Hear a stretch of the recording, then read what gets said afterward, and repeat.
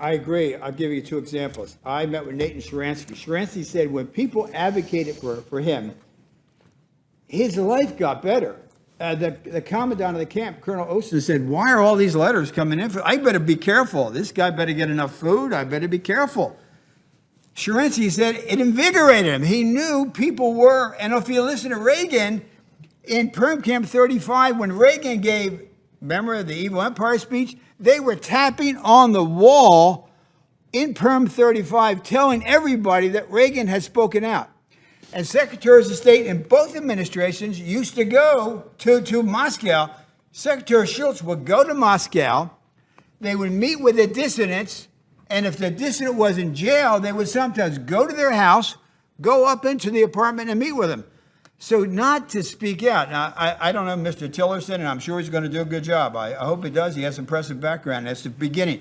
But he really has to because, to whom much is given, much is required. He's been given one of the greatest honors to be the Secretary of the State of America and not to advocate for the persecuted in China, the persecuted in the Yazidi girls who have been taken hostage in Raqqa, to not to advocate for Asa Bibi, the Christian Catholic woman who's been in jail for 6 years under a death sentence in Pakistan. 6 years. 6 years. And not to say anything about it? He's got to. This is, history will judge him poorly. You need to raise these. And I'll end with the last thing. You can do it, Senator, in a respectful way. And let me give you an example. President Reagan said, tear down that wall. President Reagan called him the evil empire. President Reagan went to the Danilov Monastery and stood next to Gorbachev and spoke out for religious freedom. If you recall, who came to Reagan's funeral? Gorbachev.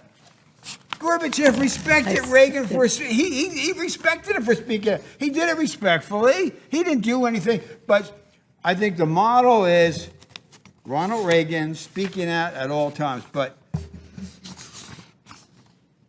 it really, just call Sharansky the next time he's in town. Say, Nathan, tell me, and he'll tell you it is so powerful.